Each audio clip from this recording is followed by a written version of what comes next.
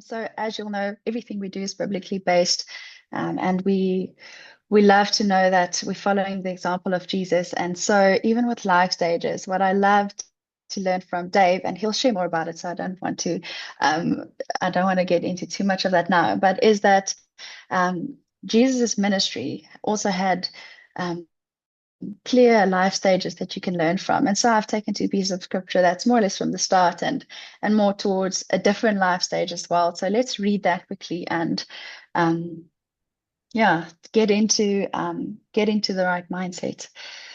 So Matthew 4, verse 19, Jesus says, "Come with me, I'll make a new kind of fisherman out of you." And then we see later on in Luke 10, where he says, or where it's written that after the Lord appointed 72 others and sent them two by two ahead of him to every town and place where he was about to go, he told them, "The harvest is plentiful, but the workers are few. Ask the Lord of the harvest, therefore, to send out workers into the harvest field." And so what excites me is we're doing exactly this. We're coming with him. We're following in his footsteps and following in the way that he has grown his ministry.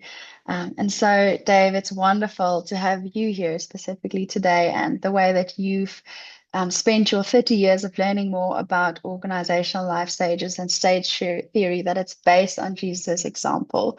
Dave has got 30 years of experience, which is incredible, and helped 21 nonprofit organizations, two for-profit organizations, and two schools that he's seen through this entire process. And so what you're bringing to us today, Dave, is really special. And engaging with you I really, really loved it. Your passion for this topic and your insights are so deep. I wish we had more time. There's so much to share, but less from me and more from you. Over to you, and thank you so much for being here. Well, thank you so much, Nina. And I'm joining you from San Diego today, all the way on the West Coast. But normally I live in the Czech Republic. I've lived there for the last 30 years in Europe. And leadership is something that I love. And it makes such a difference. So it's wonderful to be gathered with a group of leaders today, because what you do every day can just ripples out through so many people and so many lives. Good leadership makes a fantastic difference in organizations, in churches, and communities, but it's also quite difficult. As leaders, I'm sure sometimes you wake up in the morning and you have such a long list of things that you need to do. And one of the questions is what to do and what to do when, how to lead in such a way that an organization or a team or a ministry can continue to grow. And one of the things that's helped me most over time is the idea of stage theory, which we're going to be talking about life cycles. But let me just say just something about stage theory. Stage theory begins with a thought that there are things that just grow naturally over time. And maybe even in human development, this is like this, that you're learning and you're growing, you're acquiring new skills, you're doing new things. And in an organization, it's the same way, that what an organization does and what it's capable of kind of grows just like a line. It's gradually over time. And sometimes we think that that's the only thing everything grows like that. That, yeah, this month we add something, it just goes up, kind of up. If you want to need it to go on to the next slide, that just shows this line going up there, something like that. And that grows over time, but there's something else. There's stages, actually, the way we structure what we know and do, how we organize it, how it is put together. And that doesn't grow in a straight line. It grows in ways like steps. And you see this in human development, that your child will come along, and then all of a sudden you hit these teenage years, and in a period of just a couple of months, everything changes. And it's not just what they know, but how they structure what they know. And organizations develop in similar ways.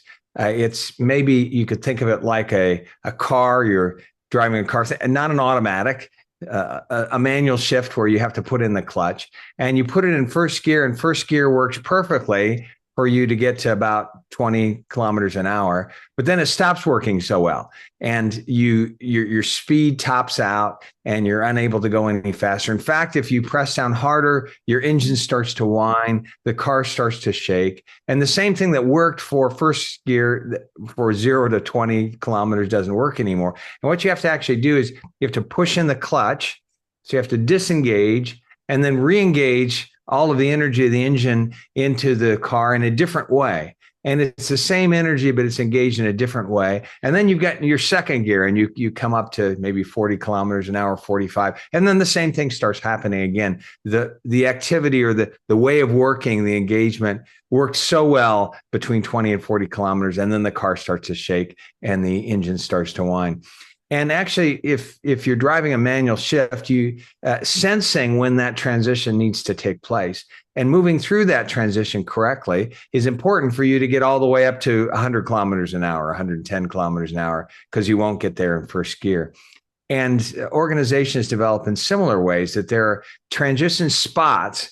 In fact, some organizational theorists talk about an evolutionary phase, and not evolution like animals, but something just evolving over time, and then a revolutionary phase where the changes have to be more drastic, more significant in not just what you're doing, but the way you're doing it.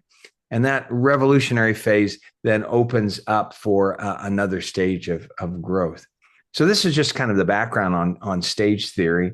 And we'll go a little bit deeper into that, Nina, as we go along. Yeah, that is so good, David. It's a completely different way of thinking about growth, because every other growth we're familiar with is linear, but it's good to at least before we go into this conversation acknowledge that is a complete shift, a complete step change.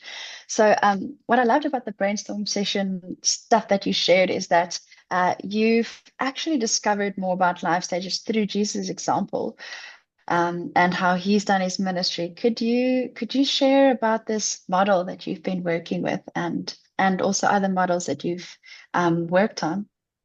I sure can. So when I was 23 years old, I was asked by a mission organization to develop youth ministry on military bases in Europe, American military bases, kind of a crazy ministry. We were supposed to put youth pastors on these places where soldiers were and sometimes sailors and work with their young people. And I was just out of Bible college. It was a brand new ministry, and they put me in charge. And actually, I was supposed to be in charge of developing this whole ministry, and I'd never even been in full-time ministry myself. And I was traveling through Chicago and needed a place to stay. And someone mentioned a friend of his named Dan Spader. They said maybe he has an extra bed. So Dan welcomed this missionary traveling through into his home, and I was sitting talking with him about 9 o'clock at night, and I said, "Dan, what do you do?" And he said, "Well, I train youth pastors." I said, "Oh, I'm one of those, and I need some training. Can you help me? How do you train them?" And he said, "Well, everything we do goes back to the life of Christ," which immediately got my attention because I thought that was just so interesting. And he said, we want to teach people to make disciples like Jesus did. And in the Great Commission, he said, or even earlier, he says, "As the Father sent me, so I send you." And then he says, "Go make disciples. And behold, I'm with you always." So he said, not only do we want people to make disciples, but we want to make them like Jesus did. And so he said, we've studied the life of Christ and found that actually his ministry changed over time. And I said, wow, that sounds really interesting. And so about 10 o'clock at night, we started talking, and we didn't finish till 1. But he took out a piece of paper and drew the following graph. And you can maybe show this up right now. And he kind of outlined the chronology of the life of Christ and said, did you know that he did some things? He had some priorities for a period of time, and then they changed abruptly. And he said, we can see actually 4 main phases in the life of Christ, and that these phases are key to building a disciple-making movement. Sure. So the first one we know as his first 30 years, obviously, because he didn't do much ministry in those 30 years, but he did a lot of preparation. And he called phase 1, preparation period. And you see in that time that Jesus grows in wisdom and stature, in favor with man and God. He learns how to work. He learns submission by being under his parents. He learns the word of God, which then flows out of everything he does later on. And he develops this intimacy with the Father and a clear view of where he's headed.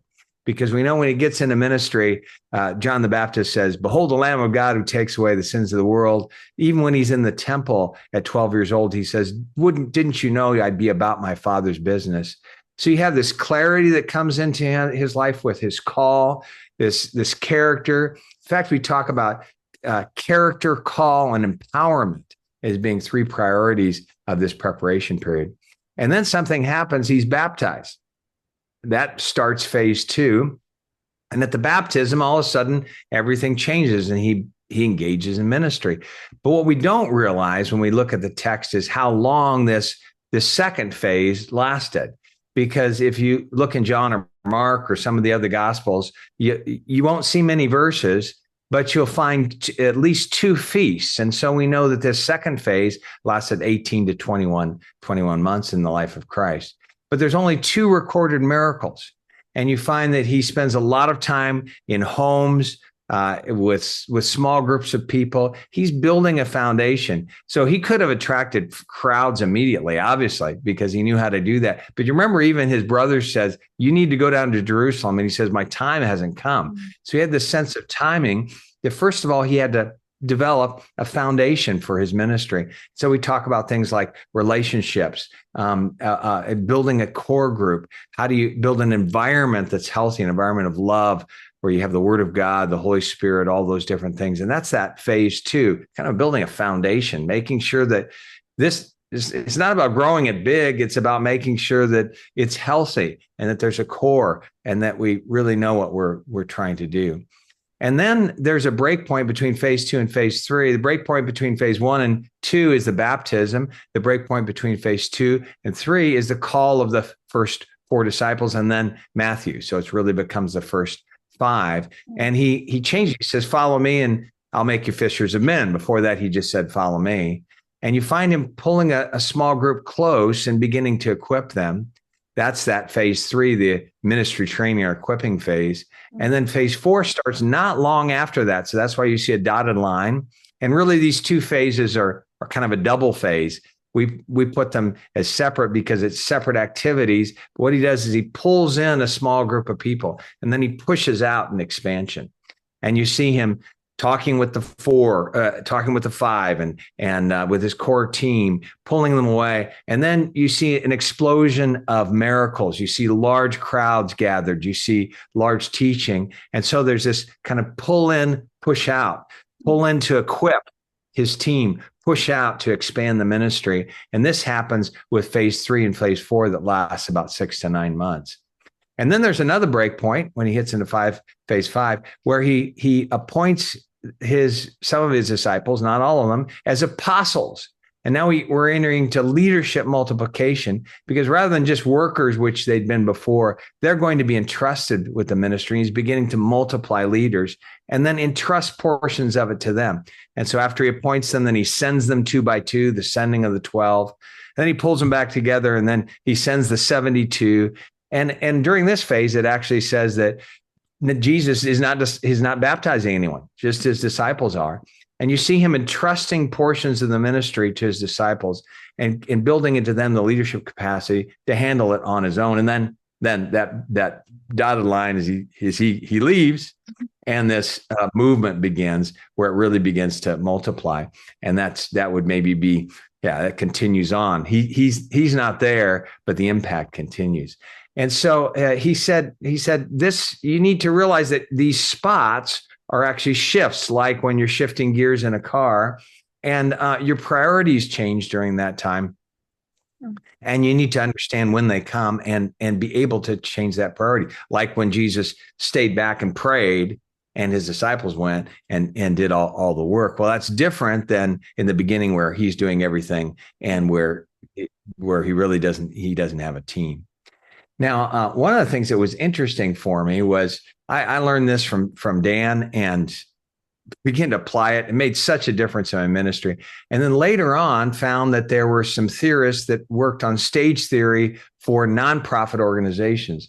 And the one that I like the best is a lady named Susan Kinney Stevens. She's got her PhD and did that by studying nonprofit organizations and how their life cycles are. And if you'll pull up the next slide, this was her. Now, I don't think she's a believer. She studied nonprofits, and you see her analysis, and you find that it actually matches what Dan found in the life of Christ, which is so interesting to me. Yeah. And so you see her nonprofit stage life cycles or idea. Well, that matches with this preparation page. You're getting ready, and you're getting yourself ready, and you're getting your call ready. You're getting clarified. And then startup, which matches with what Spader found in the life of Christ with that foundation period that lasted 18 months.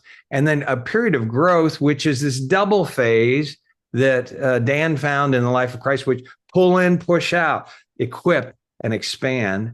And then multiplication, which she would call maturity.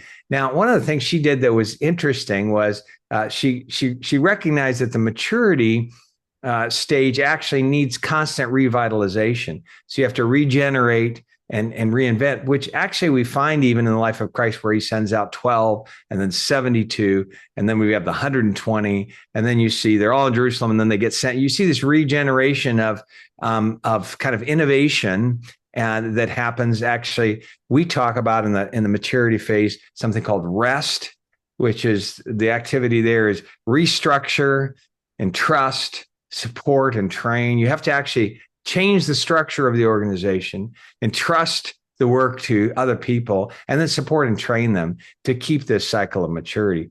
But then what was interesting to me was that she also said 3 on the backside, which, you don't find that in the life of Christ right there. But she said organizations then often enter a period of decline, and then they have the opportunity to do turnaround, which is more significant re-engineering of their work. They recognize that they're in decline, and then they circle back to growth. They don't circle in maturity. They actually have to go back into a stage of equipping and expansion again. Right. And then she says there's a stage that she would call terminal, where an organization needs to recognize that their time is over and bring it to a close. Wow. So it was interesting to me that she had 4 on the front side, 3 on the back side, but it matched what I originally saw in the life of Christ. So fascinating. This whole idea of stage theory. That really is fascinating. It's so cool to hear you reflect on Jesus' ministry and see how it truly fits into those stages. So Dave, a leader on this call, for example, how would they know what life stage they're in? Is it something that you can self-diagnose? Are there a few pointers you could give us to think about? Yeah, well, that's a great question, and it is important to know where you're at. So when I met with Dan, I went, "Oh, we were probably actually heading into that preparation period, or heading out of that preparation period." God had prepared me a long time for what was ahead. But if you're in the idea preparation period, you're kind of exploring, you're experimenting, you're learning, growing, developing your insights and personal character. So this is clarifying what you're ready to do. Now, some people just jump directly into activity. You think that, why didn't Jesus start when he was 22? Why didn't he start when he was 25? Actually, the preparation both of the leader and of the vision, the preparation of our character, our calling, is very important. And right before I met Dan, I had spent a year working on a master's degree, and also during that time clarifying my calling. I'd had several times of fasting and prayer, listening to the Lord, writing out some of the things that were there. And that's in that idea stage. Then in the foundation stage, you really have committed to a cause, and you've started, and you're developing some initial models. You're still learning how to do this. It's one of the things you'll find during this phase is quite fragile and chaotic. Some things work, some things don't. You'll find that you're actually working really hard for small results because everything is new and fragile. You start building a team. Think about this in a new organization or a new ministry. You have to do everything, and you have to do most of it by yourself. Generally, during this stage, finances are very tight, and you don't have an established reputation. You have an idea, but it hasn't built out yet. So you're in that stage of getting things ready. When you get into growth and expansion, at this stage, you have some proven models that are working.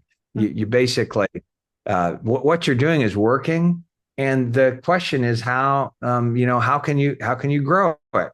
So you need to get more of a financial and team base, that the team's coming together. You're seeing increased health and sustainability, as well as accelerating growth and momentum. And in the life of Christ, we saw two things. You're beginning to pull people in close and then push out an expansion. So here's more about equipping a team and figuring out how this work can grow.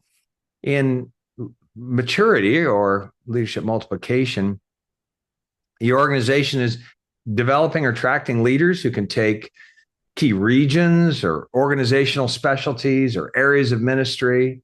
You've got multiple models. It's not just happening in one place, whatever the thing is that you're doing. You have significant fruit. You've got systems and structures that are in place and sustaining health and effectiveness.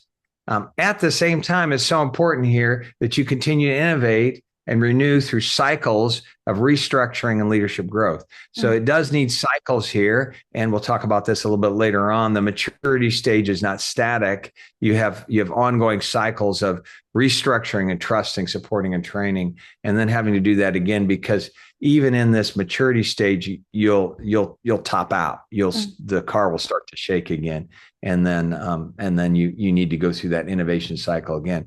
A decline, well, you're spending more and more effort and finances for fewer results. You'll find that it's just taking more effort, more money, and often the focus of the organization starts turning inward and working more to maintain the past rather than capture the future. You start to become in defensive mode, and sometimes organizations have significant resources here, but they're often not using them very effectively. And it's clear that the results are not there. The warning signs are there, but most are not heeding them. Usually in decline, people are about sustaining something, and they feel like, oh, this is great. We're wonderful. Look at the past. And they're not heeding them. It's hard to face the facts. People are protecting their space. They're protecting the personal gains that they're getting, and the organization starts to decline. In turnaround, you've recognized the marks of decline. You're confronting painful realities with honesty and courage. You're making bold decisions to engage in significant leadership, culture, and structural changes that will set the stage for recapturing effectiveness and growth. So this takes, though, courage, and it's not easy. And in terminal, momentum has been lost. Leadership strength and organization is gone. And actually, the best leadership choice now would be to bring the organization to an honorable end, celebrating the past and deploying your resources to enable and bless others in keeping with your core vision and calling. So this might be a church that actually is at a spot where it'd be better to give the church to a new startup church, to a church replant, and say, we're going to bless you with our resources, but or the resources of the organization, because our time is past, but we want to see this vision going forward, and it needs to go through with other people. Wow. So good, David. What excites me is that we've seen most of our leaders on the up, so in startup growth or maturity. And I wonder, after what they've seen now, to identify more or less what stage they're in, whether they would still vote for the same. But perhaps as we go through, we can lean more into those categories, because that's where our leaders are, but also so important to just be aware of the priorities and the challenges that we're going to discuss for some of the other stages. So now that the leaders have more clarity on which stage they possibly find themselves in, what should they prioritize in this stage? Could you perhaps talk us through that? Yeah. Well, I always, because actually my first spot of insight was the life of Christ. In each of these stages, I kind of began by anchoring Jesus. But just think about Jesus in preparation. So think about him, just how he developed his own character, how he developed deep roots that would hold him later on.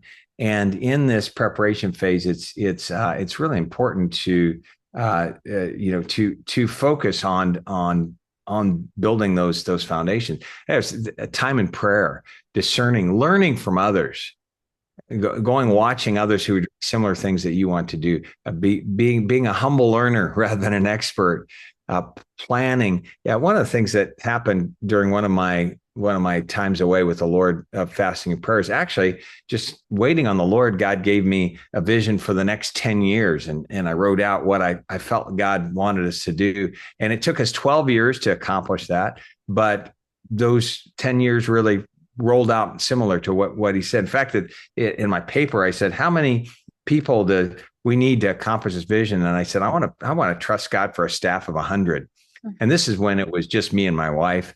So sometimes it's this whole stage, actually developing faith, developing a picture of the future, spending time with the Lord to the point where you know what he's called you to do. And it's just so important. It's easy for people to jump ahead quickly into activity without that clear focus of getting ready. Sure. And in terms of dangers, actually, are we going to get to dangers? We're just doing priorities right now. We'll get into dangers. Is that right? I can jump to dangers if you want. Okay, let me get to jump down to dangers if you want. One of the dangers here is really relying on your own strength and distraction. One of the things when you're beginning is you actually have to set aside quite a bit of time for this preparation, and you're doing something else at the same time. So getting distracted, trusting on your own intuition, and not asking, listening, testing your ideas. Just that preparation phase is probably much more important than we realize, and we skip it. It's like building a foundation for a building. It doesn't look like much is happening. You're actually in the ground, but that foundation is what holds things later on. Mm-hmm. So then let's go on to startup. So, I'll give illustrations from the organization I'm still in right now, Josiah Venture. And when we began, our vision is a movement of God among the youth of Central and Eastern Europe that finds its home in the local church and transforms society. So we have a vision for a whole region. Our focus is helping local churches develop strong youth ministries. And so that was a big vision, but you've got to start somewhere. And so my wife and I moved into a town in northern Czech, and our other teammates, we only had one other couple on our team moved into Poland. And we had this vision for lots of churches and lots of young people. But here's what you have to do. You have to actually make it happen once before you can make it happen twice or three times and build this foundation. And so I got involved in a local church with about 60 people in it and learn the language, and then begin volunteering in a school. And the other people on our team began doing the same thing. And it wasn't very impressive. We'd said we want to start this movement, and actually in the beginning, the youth group that I was working with had 5 people in it, and the oldest was in his 70s, just going to the youth group, and the youngest was in their 20s. And here's one of the things in Foundation is it's not very impressive, and it's easy to try to skip ahead because you're not seeing many things happen. So, but here's where you need to do. You've got to actually, build something that works. And so I started teaching in a local school and then inviting kids over to my house. And then pretty soon we had a youth group that was about the same size as the rest of the church. God began bringing young people to himself. But we needed to really start something. Think about Jesus when he's hanging around in homes, and he's walking on paths, and he's showing up at a wedding, and he's walking by John the Baptist when he's baptized. So how do you just kind of build this foundation? So for about 2 or 3 years, we just worked 2 couples in 2 very local situations. And we said, if we're going to train other people to do this, we've got to do it ourselves. And it's got to produce fruit. And I would say this whole startup phase, getting the foundation in place, people often skip ahead because it's not very impressive. And how can we skip ahead to something that looks looks like a lot, and you don't have that health of the initial models working and in place. And that's actually, if you go down to some of the dangers in this, if you got that there. So why don't you pull up some of those dangers? Lack of perseverance. Well, in the foundation stage, you got to keep going. And there's that fragility to it. There's a lot of work without a lot of results.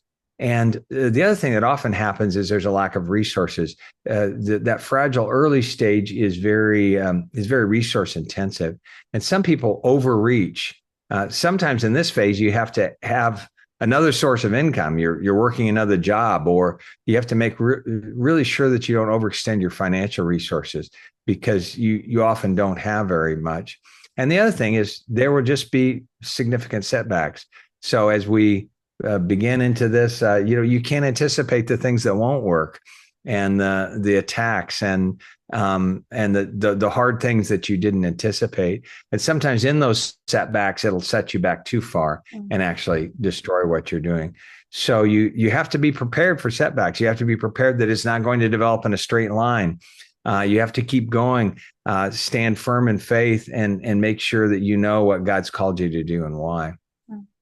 So that was our first 2 years of ministry in the Czech Republic and in Poland. Really resulted just in 2 youth ministries. And then this next phase of equipping and expansion, and that's that equipping expansion. So this was a hard transition for me, because at this point we had a real thriving youth ministry going in our local church, and I loved it. I loved all the young people. There were people coming to Christ, lots of discipling that needed to be done. But then the question is, could we equip other churches? And also, could we equip people in our team to lead it without me? And this is a big shift, because you actually have to shift your energy from doing to equipping, and think about ways that the work could expand. So I began spending much more of my time with our core team and our local youth ministry, training and equipping them. I began turning over various pieces to them, having them teach. And, they didn't teach as well as I did. I had a Bible college education. They were 20-year-olds without that. So I had to spend time with them. And sometimes I had to spend more time getting them ready to do a talk than I would have if I would have done the talk myself.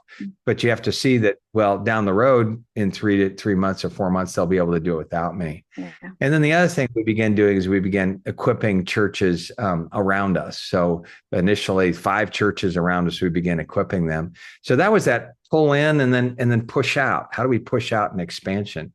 We'd found that the evangelistic camps had been very fruitful. We'd done 1 in our church, and then we did 3, and then we did 7, and then eventually we were up to 21 of these camps, and all of that took pulling in and equipping other people, and then pushing out. I can remember when I went to one of our team members and said, we were doing 7 camps at this time. I said, how can we do 20? And he says, you're going to kill me.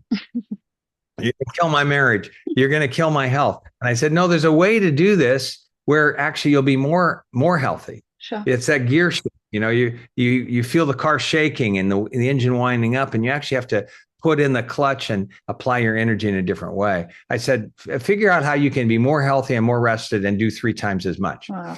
And he came back and he said, well, I would need a team. I would need to organize it in a different way. I would need to standardize some of the things we're doing so that every one of them is not one off. And he did that and grew it to 21 camps out from 7, and was more healthy and more rested. Wow. So those are some of the challenges in this growth phase. Is and he did it by building a team and by systemizing what he did. So how do you pull in and then push out, pull in, push out? Equip people and then push out. Some of the dangers are you don't empower others. People like to do things on their own. Mm-hmm. And you see Jesus, he's sending out, he's sending out the 12, he's equipping others. Another is a lack of structure. You do have to put in structure here. And sometimes people are not willing to do that. And it's very amorphous and doesn't have much structure. And then the other thing is that you don't get help. Mm-hmm. And these transitions are not easy. And during this time, I would, in fact, a mentor of mine talked to me about speed modeling. He said, find someone who's one stretch further down the road that you are, who right now is where you want to go, and go visit them and speed model with them. Ask them if you can spend a day with them and just watch them and ask questions. And that really helped me, because sometimes it's difficult to picture a place you've never been. But when you can visit someone else who organizationally is in that spot, you see it, you feel it, you catch things that maybe you should be doing different. And it also gives you faith and hope. So I would actually do a speed modeling tour every year, where I would visit 4 or 5 people in ministries that were just a stage or two beyond where we were, and ask them my hard questions and try to surf off of them into where I was learning from them. And then in this expansion, if you go back to the growth, you've got both of them out there. Go back to, do I have some dangers in expansion? Oh, yes. There we go. Yeah. So this is a double phase, but in expansion, there's again fatigue and distraction, and like my friend Mel, who said, I'm way too tired at 7 camps. There's no way I could do more, and you don't actually think, is there a different way I could do it? Often there's this leg of growth, and typically an entrepreneur who begins sometimes has a more difficult time here, because it's not about doing it yourself. It's not about being the center of everything that's going on. And so often an entrepreneur type of person will at this point be interested in another new ministry. And so you'll have people who do serial startups because they can't handle this equipping expansion stage of growth. And so then they go back and, they like being the center of attention and all the excitement of the startup phase. Yeah. And so you'll get the original founder becoming distracted and not willing to move through this phase. And if we go back to the beginning priorities, right? So after about 5 years of ministry, I remembered again all of the engine was whining. Everything was we were up to about 30 staff working in 3 or 4 countries and working with a number of churches, but stuff was not working again. And I was visited by a friend of mine who'd been a mentor. I'm actually in his house right now. So this is a man who's been a mentor for me for many years. I visit him once every year or two, and we'll spend the entire day together today with me trying to learn some more from him. But he visited me, and we got to the end, and I was weary, and he said, "Dave, you've got to totally change what you're doing." And I said, "What?" He said, "Well, you can run on your heroes, but if you don't develop systems, you'll kill your heroes." And I realized that we had to totally restructure our work and spend a lot of time actually developing systems and even specializing people into different areas, so that it would sustain, that it wasn't just everybody just working as hard as they can. And I had to create some infrastructure. I had to create more of a leadership team. Mm-hmm. So that guy, Mel was his name, who developed our camps from 7 to 21. I said, "Mel, would you lead with me? I need you actually in top leadership with me." And you notice that Jesus had 3 that he pulled in real close at that time, in that multiplication time. And you begin to see kind of team leadership. And actually in this maturity stage, you do need to lead in different kinds of ways. And actually at that point, up till then, we were a part of another organization, and we began Josiah Venture, which is the organization I lead, as its own mission organization. And it was so much work. I spent the next year or two deep in questions of infrastructure and organizational design. And you remember, I'm the guy that likes to run a youth group and lead young people to Christ. But I realized that to see the work expand, that I was going to have to shift gears. And here I needed to empower. I needed to delegate. I needed to spend more of my time in communication. I needed to think how to expand. And we went from 1 or 2 countries then in the next years to 16 countries, and to a point today where we have 375 full-time staff in that.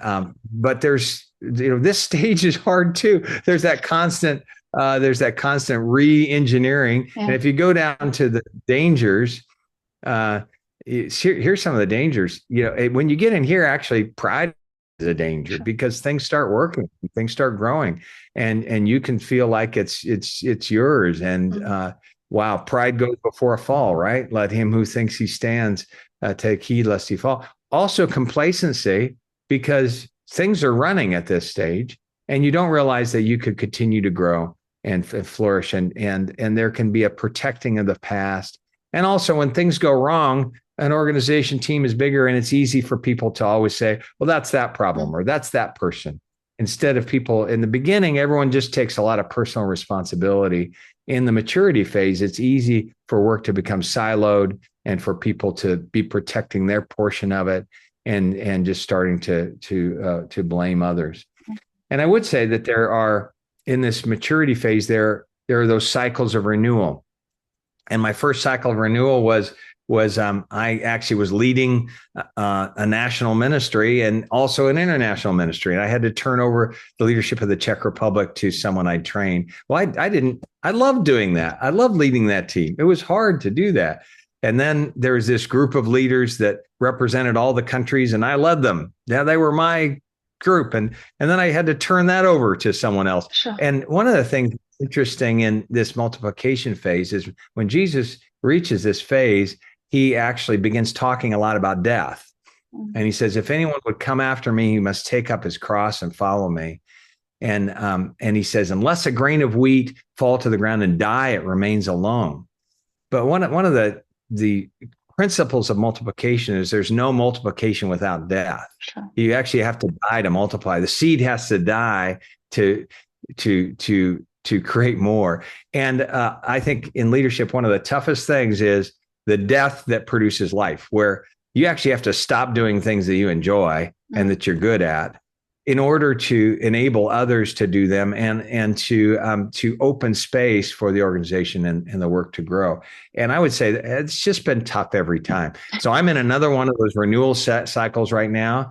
I've changed the things that I'm responsible for. I've pulled up some other leaders, and it's hard. And actually, I put it off too long. I was about 2 years too late in it because I didn't want to let go of all the things I was really enjoying doing. So this renewal cycle is actually closely tied to the willingness of a leader to die so that others can live, and to make space for others. And also here, if you go to some of the dangers, you get down to the danger. There we've got pride, complacency, decline, unwillingness to confront reality, being defensive, and then turn around. Actually, go back up to the top. We'll go a little bit faster through these. That's fine. Dave, I was actually wondering, the leadership shift conversation is so critical. And because we've got most of our leaders between startup and maturity, we've got the notes about the other stages. But would you maybe take us to? Yeah. Okay. Great minds. I wish we were in the same room. So the other one would have been so much easier. Yeah. So I told you some about that. This is really important to me. Understanding that an organization grows over time, but then that stage, you don't enter into that stage without a leader shift. And so you see Jesus going. He's doing everything, and then he calls 5.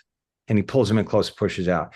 Oh, he's got this team, but then he says, you're going to be apostles. And there's this leader shift. And then at the end, he goes, by the way, I'm going to leave and entrust all this to you. That's a huge leader shift.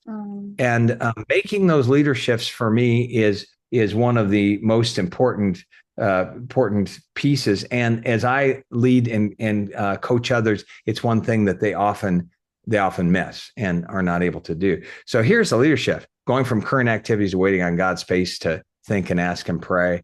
And the foundation, the leadership is stop. You've done a lot of careful preparation. Get going with faith-filled action. You've got to get out there. You've got to get going. You've got to do it, and you have to be willing to do it imperfectly and make lots of mistakes. And so you've got to get into action from preparation. In the equipping, the leadership really there is from doing to equipping. And that's always hard. You know how to do it, but now you have to take that time to equip other people. And in expansion, the leadership in there is going from incremental to exponential growth. So you think, how can I grow this 10% or 20%? But when I said to Mel, take it from 7 to 21 camps, that's 3 times. And what happens is if you double or more, everything breaks. And so then you have to actually do it in very different ways. You can grow 10% or 20% by just doing a little bit better what you're doing. But when Jesus sent out the 12 two by two, he's got 6 times the results. He's doing it in a different way. Or when it goes for the crowds and all of his healing, he's got thousands.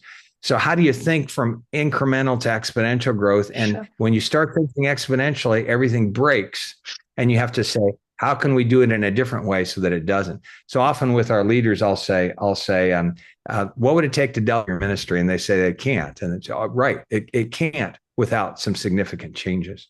And so moving through that with maturity multiplication, it goes from equipping workers to multiplying leaders. It really is not just how can you get people working, your team engaged, but how can you develop leaders who can take whole portions of the ministry and they can carry the weight. They're apostles. And that is a different shift, and you have to work with them in different ways. Yeah. Multiplying leaders is different than multiplying workers. And I don't know how we're doing time wise now. I think the shift to the other three we can quickly cover. Ian, I'm not seeing any questions in the chat. Can we just finish the last three? Okay, we'll finish the switch. So decline, go on into there. Really, the shift. You don't want this shift, but it's a shift from constant innovation to maintaining stability. It really, the innovation stops and the focus becomes how do you stabilize and systematize and make it more and more perfect and get all the problems solved. But what happens is you lose that innovation. Turnaround, the shift that you have to make there is go from excuses and explanations. Oh, it's because of this. The culture has changed. No, you don't understand. No, this is fine, to say, no, we've got to honestly face reality, and we've got to face the hard facts, and also be willing to make very significant changes. Terminal, it comes from holding on to the past to saying we're going to release a resource. We're going to shepherd an honorable end, and it's okay. It's okay. And actually, the best thing we can do is bring this to close, because we're just actually using up people and using up resources, and this is no longer effective, and we need to put it in the hands of someone who does. And I would just say, I could give you illustrations, but we're probably out of time. But when people don't make these shifts, I coached a leader yesterday who's at one of those leader shifts, and he's not making it. Oh, he's going from this foundation foundation stage into growth and multiple. And I keep trying to help him. I've been working with him for a year. He's just a one-man show with an assistant, and he can't move into the next phase of growth. And every time we go there, and even as I was talking to him yesterday, I was talking to him about what he needs to do next, and he just got quiet. And it's clear that he's feeling the death, the change, and it's very difficult for him to make. But because of that, he's stuck where he's at. He's not going to make those steps forward. But you'll find when leaders can make those leader shifts, you'll go from, I could tell you stories of leaders who, they've gone from one ministry to impacting thousands. One of our leaders in Romania, he was working in one church with a really great youth group. Now he's training 300 leaders in 80 or 100 churches across the country, and he's doing a fantastic job. He has a team of 23 full-time staff. Well, he made those transitions, and his impact is so much greater than it was before. That's amazing. And you just see things starting to open up if they're able to make that shift. Yeah, that's Ian, right. Sorry, Dave. Ian, have we got a question? I know we are actually out of time for questions, but if there's one that we can prioritize, maybe. I think let's close out. There's a huge amount to think about here, and I'd love us to engage more on this topic. And we don't want to miss the opportunity for people to join our WhatsApp chat, where we can really go a bit further with this. Dave is so absolutely. Yeah, thank you so much, Dave. That was a lot. I know it was hard to cover all of that in an hour, but this started a great conversation, and it's at least to know what to be aware of. And I really want to encourage you to take some time to think about what development life cycle are you in right now. We'll send the slides. I saw people asking for that in the chat. We've got more elaborate notes as well, which we'll send so that you can identify what life cycle you're in. And based on that insight, what should be your current priority, and what is the key leadership shift that you need to make for more growth. But Dave, there's so much that we've already learned from you. And thank you so much for prioritizing the time to be here.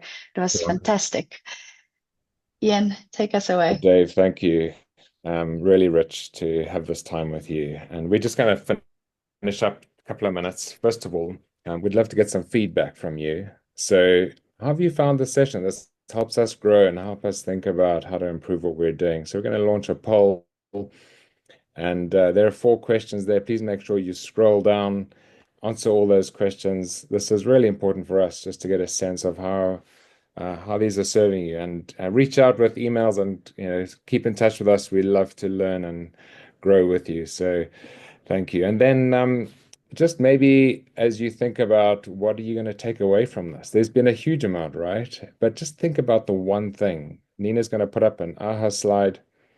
And just a quick question for you is, what's the one thing you're taking away from today that you're going to put into action? Take a minute to put that in, and we're going to come back to this in a moment and leave this up. But it's just so good to really hone in on what you're taking away and be intentional about that. Take this away and apply it into your own leadership and into your organization. I think that's really critical for us. While you're putting that in, I'm going to give you a couple of other things just so we finish on time, and we really just want to honor you with that. So Nina, if you go back to the slides, we've got some exciting learning coming up on the 18th of March. We have got a wonderful session with Malcolm Weber on cultivating leaders.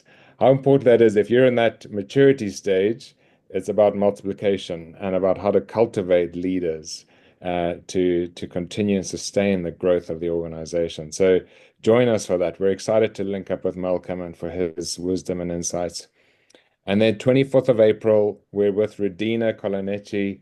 Redina is a wonderful mind and wisdom that she brings from her experience in the space around fundraising tools. And she's really going to delve into some practical fundraising tools to help us. Before that, I want to encourage you to get onto our platform and take the 9D assessment. It really helps you and your team and your leadership team just get a sense of where do we need to focus our growth. That's really important. And then lastly, just to say, we've got a WhatsApp community that specifically for you out of today's session. There's a QR code. You can open up WhatsApp and use the camera on your top of your screen, click on that and join a Leadership in Motion group that's there and waiting for you to join.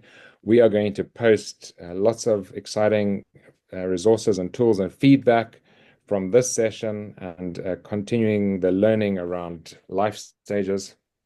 I really hope to see you there and that we can engage together and continue this conversation. That's it for today. It has been really wonderful being with you. Thank you for taking the time to be with us. Thank you to Dave for serving us so incredibly well.